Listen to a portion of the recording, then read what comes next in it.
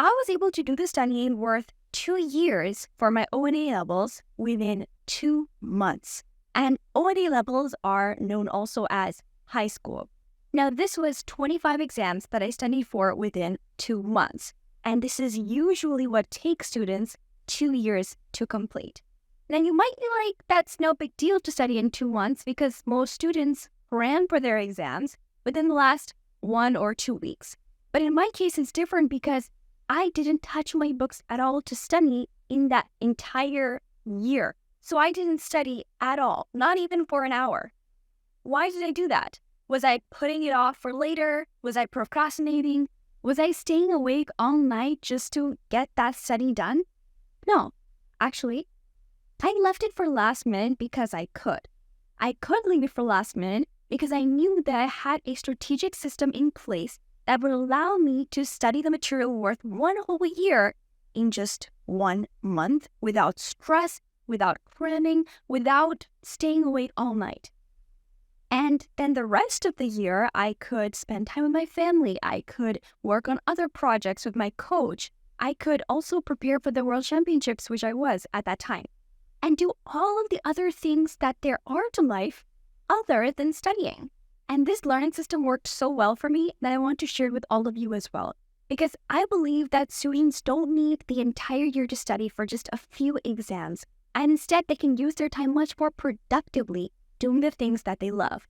Because if you ask me honestly, I think that studies are just something that need to be ticked off the list. Because unless you're going to be a doctor or engineer or someone in a field where you need to use the material that you're going to be studying actively in your career, other than that, studies is something that you do, you get done with, and then move on and go into whatever field you wish to pursue.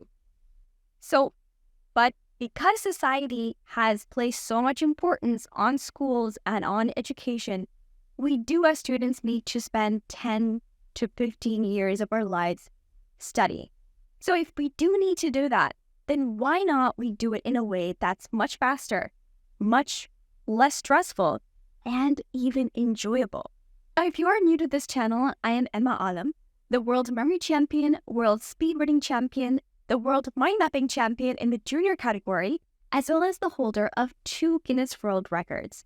And here on YouTube and on this channel, I share quick and amazing tips with all of you that have helped me excel in my studies, in my speed reading abilities, in the way that I manage information as a student and going towards a professional. So if you're interested and you found this video helpful, then please do like, share, and subscribe because that would mean a lot and it would help get this video to more students who are just like you, who need this information to get better grades and have a better and fun time at studying, because studying does not have to be stressful. So the learning system that I'm about to share with you in this video was initially inspired by my coach and the things that she taught me. Her name is Sania Alam, in case you don't know her. She's an amazing coach who is one of the only 4 trainers in the world that teach students super learning. Super learning is a way to make the way you learn much faster, much more enjoyable, and much more effective so you can save time and even get better results. So I learned from her, and then when I applied it into my own studies, I kind of formulated a system. It's a 4-part system, and it is what I call the GROW system. Now, GROW stands for goals, reflection, organization, and wisdom. And so let's get right into it. So the first part of this learning system is goals. Now, goals is a very important part of this learning system because studies show that when we set specific goals in the way that I'm about to show you, our chances of actually achieving those goals increases by 33%. And this doesn't mean that you write down your goals and then you forget about them, but instead it means writing those goals in a very specific manner that makes sure that they'll actually happen. And I personally use the SMART method. So if any of you have ever studied business studies, you would have come across the SMART method of goal setting, which businesses use to set their goals. So SMART goals basically stands for specific, measurable, achievable, relevant, and time-bound goals. So let's go over each as a student. Now, before setting any kind of goals, I need to get my brain used to of the material that I will be studying. So here's what I will do. First, a week before the test, so let's say I have a science exam. So a week before that science test, I'm going to go to the bookstore and actually get the books. And I'm going to also make sure I have the guidelines. So usually for exams, at least for O&A levels, they give you these books that have the teacher guidelines. So this is a list of all the concepts that you need to understand and know in order to pass that exam. So you get the books for the information as well as the concepts that you need to know for studying that exam. Next, I'm going to spend at least one day skimming through the book. So I'm not going to start studying yet. I'm just going to be looking through the book and looking at anything that catches my attention. So this will allow my brain to get primed for that subject and kind of grab a few bits here and there, and for it not to feel as daunting as it would if I just straight went into studying. So for this process, I'll usually also look at the table of contents, and I'm going to scan it just like I'm scanning a menu at a restaurant. So if it's for a science book, then it might have, and these are just examples, it might have topics like the planets, the sun, stars, meteoroids, asteroids, belt, all of this stuff.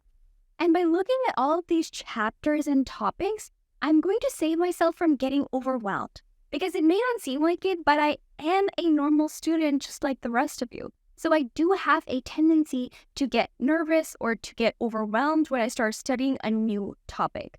But I have saved myself from that nervousness and that getting overwhelmed by following this system. So on the same day, when I've looked through the table of contents, when I've gotten a grip for all the topics that are going to be in that book, I'm also going to spend that first day making the actual goals. So writing the actual goals.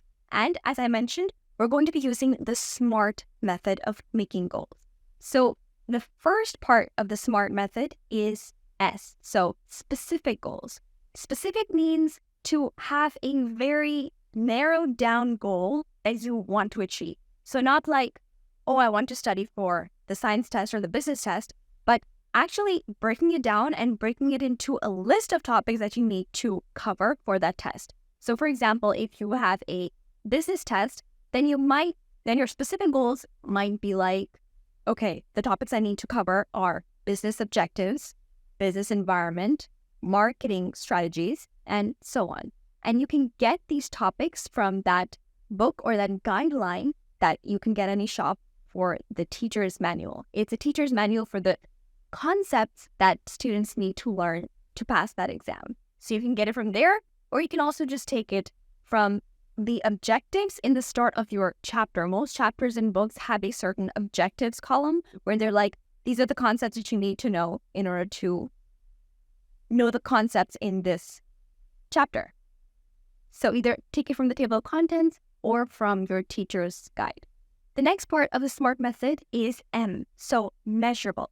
Your goals need to be measurable, which means that you need to have a way to measure how far and how much progress you're making with each day or even with each hour. So how you can do that is, if you have 1 or 2 books, then study one chapter and see how long that takes you to study it. Studying means making notes of it, remembering the material from it, and then also answering 10 questions or doing a practice paper on that chapter. So how long does it take you to do all of those steps for one chapter? For me, it would take me 1 hour to read one chapter, make the notes of that chapter, and then remember the information enough for me to actually apply it in the questions. So I would keep a goal, and my goals would be measurable in the sense that I have to study 8 chapters in 8 hours. And so this way, if I am moving at that pace, so I am studying one chapter in 1 hour, then I know that I am meeting those goals, and in that way, I am measuring my progress. The next step is making your goals achievable. So this means not overestimating yourself and keeping a goal so high that you're going to get stressed out in order to achieve it, but keeping it at an okay level that you know you can achieve. So I think usually, according to normal chapters lengths, 2 hours is a good enough time before studying a chapter, make notes on it, and reviewing it even to store it in your memory. So you can keep the achievable goal of 2 hours per chapter. The next part is to make your goals relevant. Now, because we have a very short amount of time, and in my case, I had 1 week for one subject to study it. So my goals had to be really, really relevant to the exam. I can't be studying any extra chapters or any extra practice sessions or any practical applications unless they really help me move forward toward passing that exam. So relevant goals means looking at the topics and figuring out which topics are the major ones that will help you move forward the fastest, that will help you understand the subject way better than any of the minor ones. So go for the major topics first, and then if you have extra time, which you probably will, you can quickly dive into the smaller topics as well. But going for the major ones is how you keep your goals relevant for your purpose. The last part of setting SMART goals for the G part of our Grow Learning System is to have goals that are time-bound. So this means that you have a due date for what you're trying to achieve. So if you are like me and you're studying for a test in the span of 1 week, then you would set the due date for completing your study by 1 or 1.5 days before the actual test day, because this gives you enough time to review the material that you're studying, to actually apply it and do practice tests, and to just relax for the big day. And this works so well because of the Parkinson's law. The Parkinson's law says that work expands to fill the allotted time that you set for it. So as Elon Musk also says, if you give yourself 30 days to clean your home, it's going to take you 30 days. But if you set yourself up for 3 hours to clean that entire same house, then it's going to take you 3 hours. And the same goes for your goals, your ambitions, and your potential.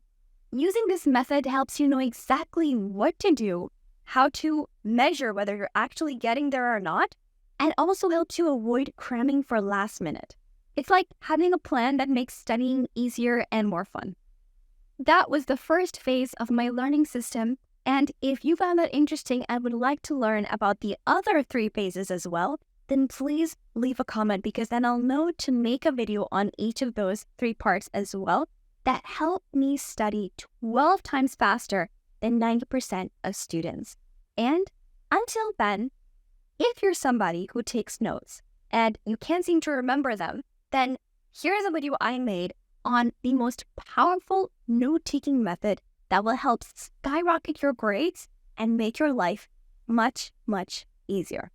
And until then, keep learning.